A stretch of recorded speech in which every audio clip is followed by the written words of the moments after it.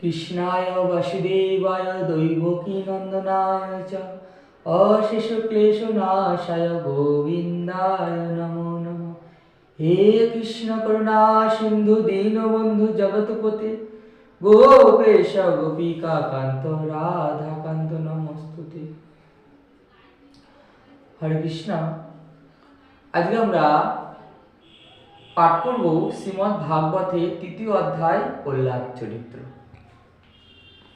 প্রহ্লাদ কে ছিল, প্রহ্লাদ কিরকম চরিত্রের মানুষ ছিল, ভক্ত ছিল, তা আমরা আজকে পাঠের মাধ্যমে জানতে পারবো। হরে কৃষ্ণ। নিতাই গৌর হরি বল।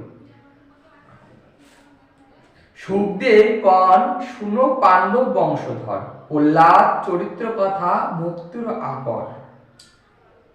তাহলে প্রহ্লাদের চরিত্র কথা হচ্ছে কি একটা ভক্তির আকরের মতন। পূর্বের বৃত্তান্ত শুনি রাজা যুধিষ্ঠির নারদের জিজ্ঞাসিল করি মনস্থির। অপূর্ব কহিলে ঋষি পূর্বের বিবরণ, যেই কথা দেবগণে কহে নারায়ণ। দানব ঔরসে ভক্ত জন্মিল কেমনে। তার পিতা ছিল একজন দানব। তা দানবের গর্ভে কিভাবে একটা ভক্ত জন্মগ্রহণ করলো তারই বিবরণ বাবা আজকে আমরা পাঠের মাধ্যমে জানতে পারব। কহ ঋষি প্রকাশিয়া সেই সব এই ক্ষণে, যুধিষ্ঠির কথা শুনে নারদ সুজন কহিলেন শোনো তবে স্থির করি মন। তখন নারদ মুনি যুধিষ্ঠিরকে বলছেন তুমি তাহলে মনস্থির করে সেই কথা শ্রবণ করো। হিরণ্যকশিপুর পত্নী কয়াধু নামেতে জন্মিলেন 4টি পুত্র তাহার গর্ভেতে। বাবা হিরণ্যকশিপু নামে এক দৈত্য ছিল, তার পত্নীকে কয়াধু। এই কয়াধুর গর্ভে 4টি সন্তান জন্মগ্রহণ করেছিলেন। তাই সেই 4টি সন্তানের নাম কি ছিল? প্রহ্লাদ, অনুহ্লাদ, হ্লাদ আর হচ্ছে প্রহ্লাদ। তাকে সংহ্লাদ, অনুহ্লাদ, হ্লাদ আর হচ্ছে কি প্রহ্লাদ। সবচেয়ে ছোট কে ছিল? প্রহ্লাদ। কনিষ্ঠ সুবুদ্ধি অতু সুন্দর সুধীর। তাহলে হিরণ্যকশিপু যে কনিষ্ঠ পুত্র ছিল বাবা, সে ছিল অতি সুবুদ্ধি, অতি সুন্দর সুধীর, শান্ত শিষ্ট সুন্দর এবং সুবুদ্ধি একজন কনিষ্ঠ সন্তান হিরণ্যকশিপুর স্ত্রীর গর্ভে জন্মগ্রহণ করেছে। হরে কৃষ্ণ। জন্মাবধি হরিভক্ত হয় সেই বীর, সর্বভূতে সমদর্শে সুচরিত্রবান। প্রহ্লাদ বাবা জন্মের পর থেকে কি ছিল? তার মনের মধ্যে হরিভক্তি ছিল। জন্মের পর থেকে সে ভগবানকে নিরন্তর চিন্তা করতেন এবং ভগবানকে এক মনে প্রাণে ভালোবাসতেন। তাই কথায় আছে না বাবা, বাল্যকালে কৃষ্ণ ভজে কৃষ্ণ পাইবার আসে, যৌবনকালে কৃষ্ণ ভজে আসে কি না আসে, আর বৃদ্ধকালে কৃষ্ণ ভজে জমেরও তর আসে। হরে কৃষ্ণ। তাহলে বাবা এই প্রহ্লাদ কিন্তু জন্মানোর মাত্রই তার মনের মধ্যে হরিভক্তির বীজটা কিন্তু আপনি কি হয়েছে? রোপণ হয়ে গেছে। জিতেন্দ্রীয় ভগবত সেই সন্তান দাসবত সেবা করে আর্য জনপ্রতি, দীনজনে ছিল তার বৎসল্যতপতি। তার মানুষের প্রতি ছিল অগাধ ভালোবাসা, প্রেম। সে মানুষকে খুব ভালোবাসতেন। গুরুজনের প্রতি ছিল তার ঈশ্বরের জ্ঞান। তিনি গুরুজনকে কি করতেন? ঈশ্বর সমতুল্য মনে করতেন। ধন রূপ বিদ্যা সত্ত্বে নাহি অভিমান, প্রশান্ত সর্বদা সেই না ছিল বাসনা। বিষয়ে আশার জ্ঞান ছিল এক কামনা। তার মনের মধ্যে কখনো বাবা অহংকার, লালসা বলে কি জিনিস সেটা কখনো ছিল না। কোনো কিছু প্রতি চাওয়া পাওয়া, ভালোবাসা বলে কোনো কিছু তার মধ্যে ছিল না। তার মনে শুধু চাওয়ার বলতে শুধু তা গোবিন্দ চরণ, যে গোবিন্দ আমি যেন তোমার হতে পারি, এই ছিল তার মনের বাসনা। বিষয়ে আশার জ্ঞান ছিল এক মনা, অসুর কুলেতে জন্ম না ছিল সেই ভাব, সমরভূত সমদর্শী নির্মল স্বভাব। সে অসুর কুলে বাবা জন্মগ্রহণ করেছে, তবু তার কি অসুরের মতো ভাব দৃষ্টি ভঙ্গিমা কোনোই ছিল না। তার কি সর্বভূত সমদর্শী নির্মল স্বভাব, শান্ত শিষ্ট একজন সন্তান। কত যে তাহার গুণ না যায় বর্ণন, বসুদেব অগ্নচিত্র বিচিত্র গঠন। তার যে এত গুণ, সারা দিন সারা রাত বললো বাবা সেই চরিত্রের কথা শেষ করা যাবে না। বাল্যকালে ঈশ্বরের চিন্তা যবে করে, জড়বৎ ভাব তার হইতো আছে। শাস্ত্রে বলছে বাল্যকালে যে কৃষ্ণ চিন্তা করবে তার অচিরেই কি হবে, এই জড়জগতের প্রতি কামনা বাসনা বলে বাবা কোনো কিছু থাকবে না। আর আমাদের কি এই মায়া সংসারে করে বাবা আমরা সেই সব জড়বস্তুর মধ্যে নিজেকে পেঁচিয়ে ফেলেছি। তাই কোনো কিছু হলে বাবা আমার কথাটা আগে আমরা বলি, এই জিনিসটি আমার, এই জিনিসটি আমার, ওইটা আমার, আমার বাড়ি, আমার ঘর, আমার সন্তান, সবকিছু আমার। এই মায়ার জগতে পড়ে বাবা আমরা সবই নিজের বলে মনে করি, কিন্তু কিছুই নিজের নয়। পরকালে শুধু এই হরিনাম ছাড়া কিছুই যাবে না। ভগবানে যাওয়ার কান্ডারি বাবা একজন ভগবান স্বয়ং শ্রীকৃষ্ণ, অনাদি আদি গোবিন্দ। সেই ভবনদী পার হতে গেলে বাবা শুধু একমাত্র নামের কড়ি ছাড়া পার হওয়া যাবে না। সেই নাম সম্বল করে তোমাকে ভবনদী পার হতে হবে, তবেই তুমি বৈকুণ্ঠ ধামে গিয়ে যেতে পারবে। নিতাই গৌর হরি বল। স্বয়ং বলছে বাল্যকালে ঈশ্বরের চিন্তা যবে করে, জড়বৎ ভাব তার হইতো অচিরে। যে বাল্যকালে কৃষ্ণকে ভজনা করবে তার এই সংসারের প্রতি তার কোনো আসক্তি থাকবে না। স্বয়ং ভজন পান যদি বা করিত, নারায়ণ মন তার থাকিত নিরত। সে সারাদিন রাত হয়তো কার্যকর্মে স্বয়ং ভজন সবই করত, কিন্তু কি তার মনটা এক চিত্তে একভাবে ভগবানের প্রতি তার থেকে যেত।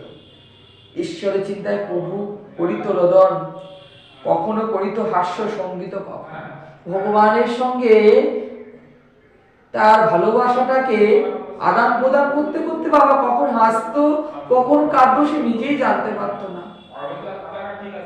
কখনো নিজে কি করতো, ভগবানকে ভালোবাসতে বাসতে কখনো কেঁদে দিত, আবার কখনো হাসতো, কিন্তু সে জানতো না কখন ভগবানকে সে ভালোবেসে ফেলেছে। নেহারি তাহার মূর্তি দৈত্যর ঈশ্বর, ভাবিত আপনা মনে হইয়া কাতর। দেখিত সুন্দর বটে কনিষ্ঠ তনয়, মম পক্ষে বিষধর যেন বোধ হয়। কি জানি কি গুণ ধরে শিশুর শরীর, উহারে দেখিলে মম মানস অস্থির। ভক্তজনে নিহারিয়া দৈত্য দুষ্ট জন, তনয় নিহারি ভীত রহে সর্বক্ষণ। আস্তে আস্তে বয়সে অতীব শিশু দেখিতে সুন্দর, আধো আধো মধুভাস অতি মনোহর। তাহলে বাবা কি বলছে, দেখিতে সুন্দর বটে কনিষ্ঠ তনয়, মম পক্ষে বিষধরে যেন বোধ হয়। তাহলে এই কনিষ্ঠ পুত্র লাল দেখতে কি ছিল, খুব সুন্দর ছিল, কিন্তু মম পক্ষ বিষধর যেন বোধ হয়। কি জানি কি গুণ ধরে শিশুর শরীর, উহারে দেখিল মম মানুষ অস্থির। এই প্রহ্লাদকে দেখলে সবার মনের মধ্যে মন অস্থির হয়ে যেত, যে প্রহ্লাদ বড় হয়ে যাবে কি রূপ ধরে। ভক্তজনে নিহারিয়া দৈত্য দুষ্ট জন, তনয়ে নিহারি ভীত রহে সর্বক্ষণ। বয়স অতীব শিশু দেখিতে সুন্দর, আদো আদো মধুভাস অতি মনোহর। শান্ত চিত্ত ধীর অতি হরি অভিমান, সর্বত্র সমান ভাবে করিত সম্মান। সেই বালক কি করতেন, শান্ত চিত্ত ধীর অতি হনি অভিমান। সে কি ছিল, কিরকম ছিল, শান্ত শিষ্ট, তার মনে কোনো অভিমান ছিল না। সে সর্বত্র সবাইকে সমান ভাবতেন। পিতার মানুষে সদা ঘটাতো বিষাদ, তার সদা ইচ্ছা ছিল সেবে নারায়ণ। পিতার মানুষে সদা ঘটাতো বিষাদ, তার সদা ইচ্ছা ছিল সেবে নারায়ণ। সে সবসময় মনে মনে চিন্তা করতেন আমি ভগবানের সেবা করব, কিন্তু পিতার মানুষে সদা ঘটাতো বিষাদ।